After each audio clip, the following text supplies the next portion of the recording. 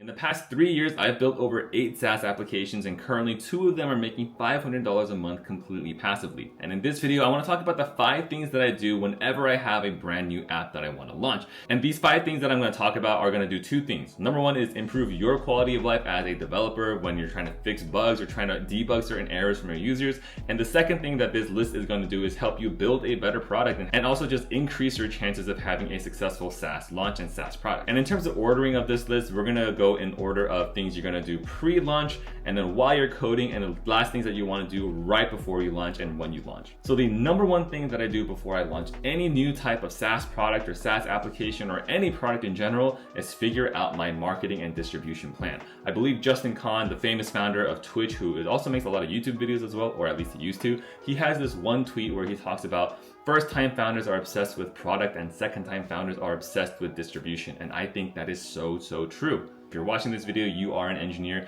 We often believe that we can build our way into growth. We can build our way to get more users. Or there's also the very common saying of, if you build a great product, people will come to you. That's absolute baloney. That is doggy water doo-doo, horrible advice. That is not true. It doesn't matter how great your product is if nobody in the world knows about it. So you have to focus on marketing and distribution. So for me personally, whenever I have a new idea, I will immediately start writing down what is my distribution plan. And then if I can't think of a good distribution plan, it doesn't matter how much I love the product idea, I will not build it, because once again, there's no point in building a product if you can't get users on it. My distribution method of choice has always been social media, but that's not guaranteed to be the best marketing and growth strategy for other apps out there in the world. Every single app is different, and really it's up to you to figure out where your users are, how you can get to your users, and how you can get your users to try out your product. But if you think that social media is going to be an important marketing channel for your application and your product, and you want to learn how to make good and effective social media marketing campaigns for your app, you should check out this new product that I'm building called the Content Marketing Blueprint.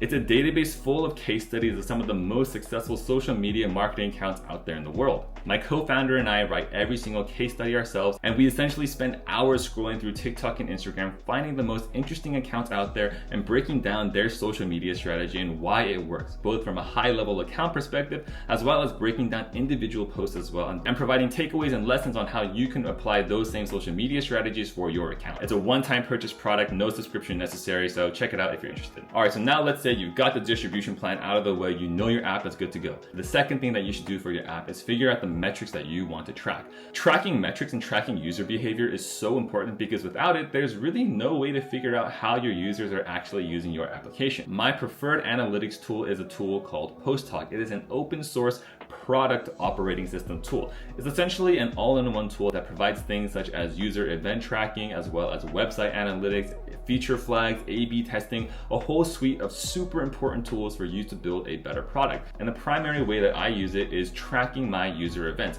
When they click on a certain button, I will track it. When a user signs up, I track that event. When a user enters a certain part of my application, I send an event and track that as well. And this is all super important because it provides you a high-level overview of how your users are actually using your application. The reason why this is super powerful is because you can start creating funnels of your users' journeys throughout your application. And then you can start to see things like, all right, the user signs up, but only 10% of them are actually getting to the core product feature. That clearly indicates that something is wrong in your user journey, and it provides you that insight to fix it and tweak it to help improve the conversion of a user performing a certain action. And PostHawk also has a tool which is built-in session recording, which legitimately records the user using your application and saves that video so that you can play it back later. It's actually so incredibly powerful because it gives you that insight as to how your users are using your application and where they might be getting confused. There's also other tools like Mixpanel as well as Amplitude that are also really popular, but whichever one you choose, these tools, you have to choose one of them and track really important events in your application and figure out what those important user journeys that you want to track are. The next thing that you want to start adding into your application is logging. Yes, it is really unsexy, super boring. Nobody likes logging and reading through logs,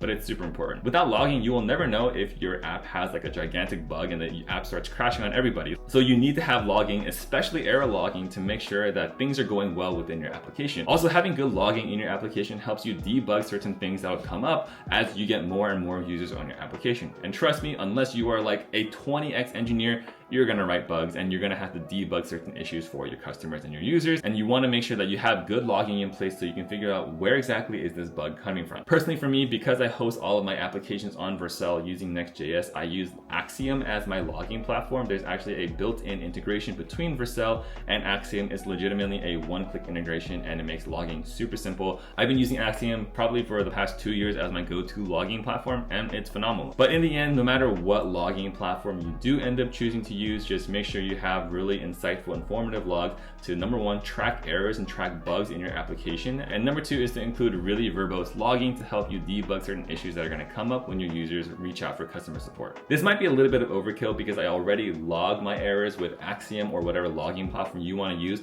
but I also use Sentry to alert me of any errors that come up. I find Sentry really useful because when a certain error comes up, it gives you actually the stack trace of what went wrong. And then with Sentry, you can set up email or Slack notifications to alert you when something ends up happening so you know in real time when something is going wrong within your application.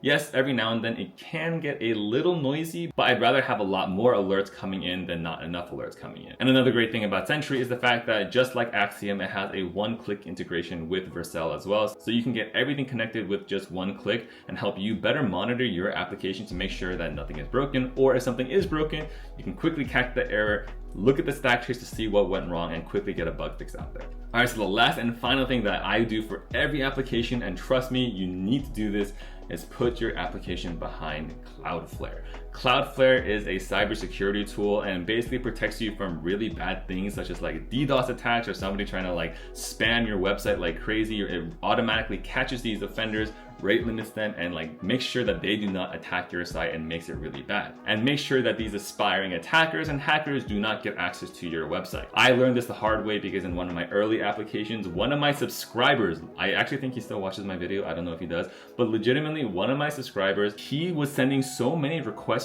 to my server that out of nowhere, I went from having a normal like $5 a month cloud bill to having a $300 a month cloud bill because he sent like 10 million requests to me. I had no type of protection on my website, and that's why somebody was able to send 10 million requests to my application and to rack up my cloud bill like crazy. Cloudflare would automatically have detected that somebody is trying to send 10 million requests from the same IP address, and Cloudflare would have just blocked that IP to make sure that nobody would send those requests anymore. I know it sounds ridiculous, like nobody is gonna DDoS attack you, or like, dude, the only reason you got DDoS attacked is because you're like on social media and you make your apps very public. Yes, that could be true.